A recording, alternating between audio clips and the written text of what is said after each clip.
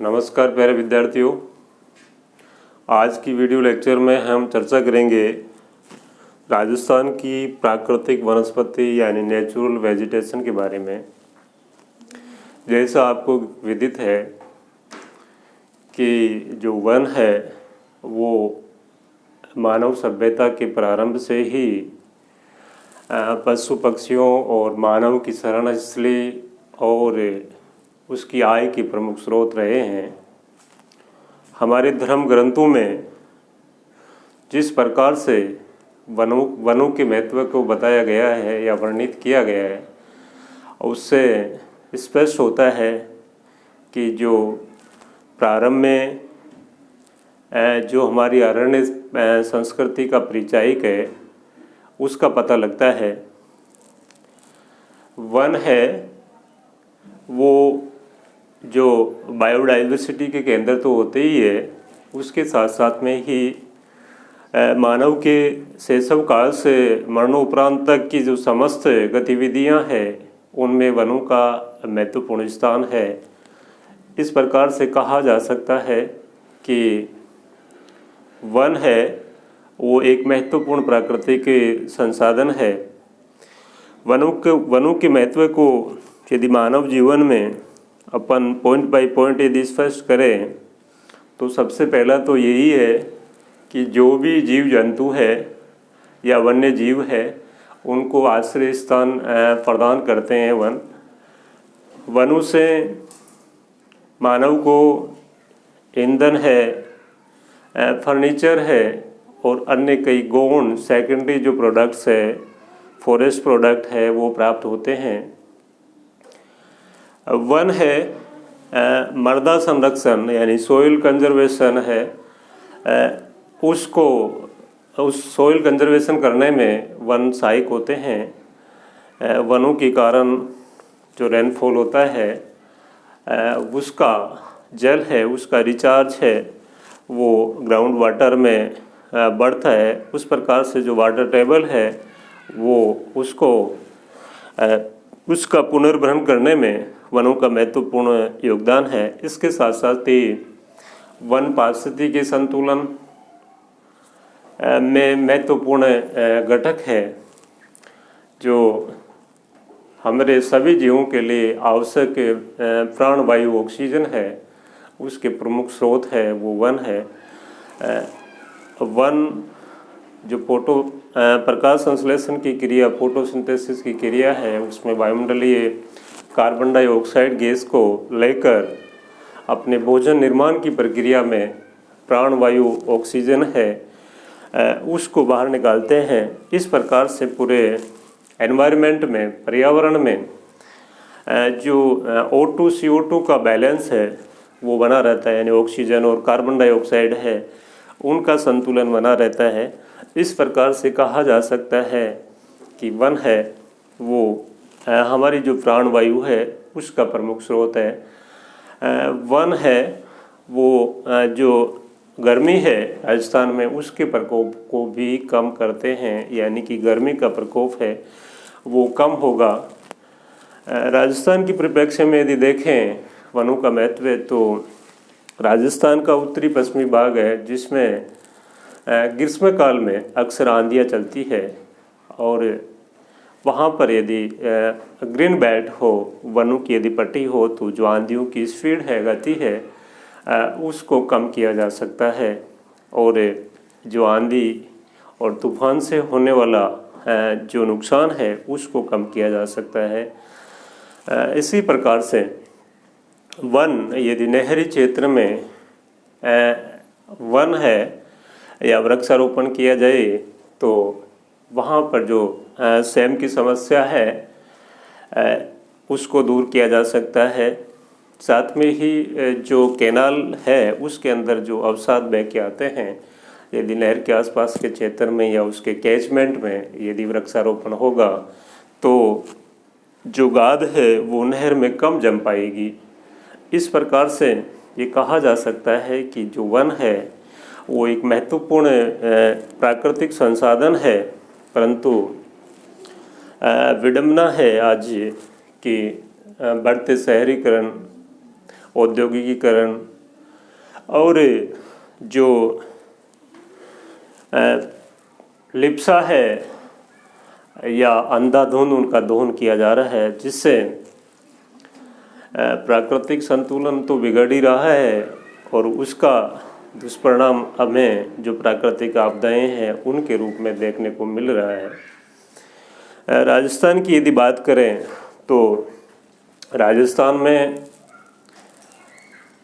1949-50 में यदि वनों की बात करें तो राजस्थान का जो भौगोलिक क्षेत्रफल है 3,42,239 वर्ग किलोमीटर, उसके 13% भूभाग यानी कि इसके टोटल जियोग्राफिकल एरिया है उसके 13% भूभाग पर वन क्षेत्र था।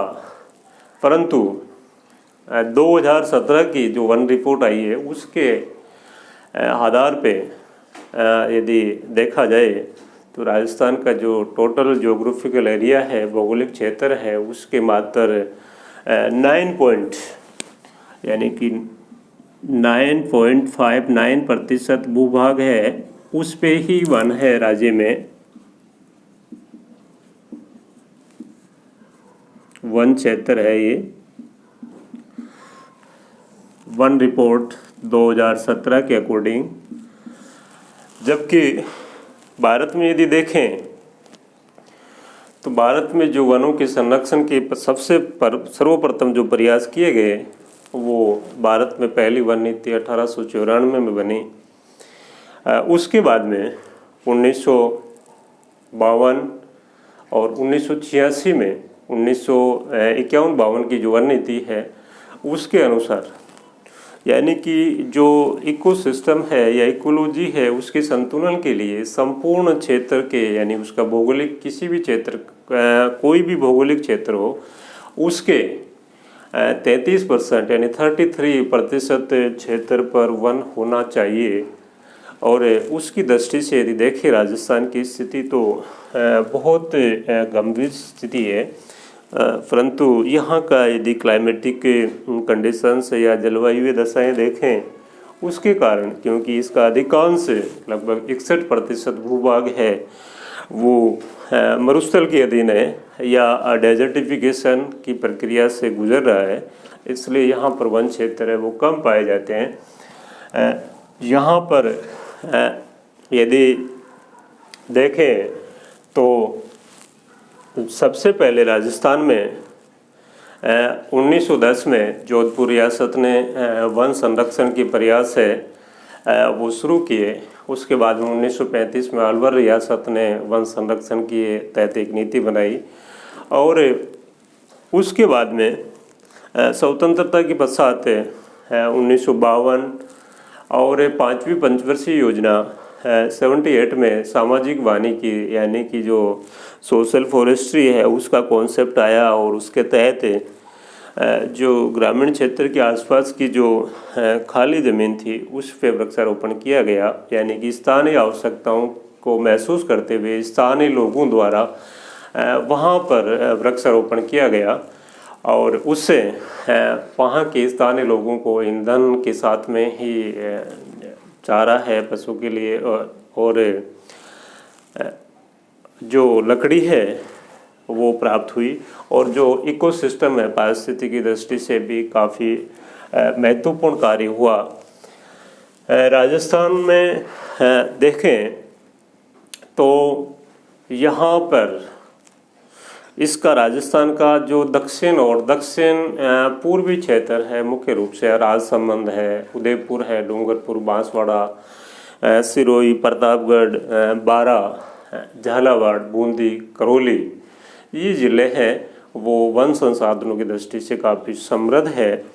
और यहाँ पर मुख्य रूप से जो देखा जाए पॉपुलेशन वो ट्राइब्स है, जनजाति है, जैसे मीणा, भील, ग्रासिया, डामोर, सहरिया, और इन लोगों का ये लोग जो वन संपदा है और उसके साथ में साचार्य बना के रखते हैं, यानी कि उसको अनावश्यक है उसका दोहन नहीं करते हैं और उनसे वन संपदा से इनको जो वनो उत्पाद है वो प्राप्त होते हैं और वो इनकी आजीविका है, इन आदिवासी ट्राइब्स की उनका प्रमुख स्रोत है।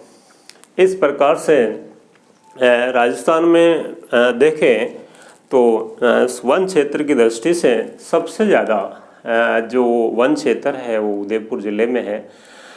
उसके बाद में दूसरे नंबर पर वन क्षेत्र की दृष्टि से 12 जिला है और फिर उसके बाद में सिरोही है, करौली है। और यदि कम वन संपदा की दृष्टि से देखा जाए तो चूरू है वन क्षेत्र सबसे कम चूरू में, और परसेंट वाइज भी चूरू है।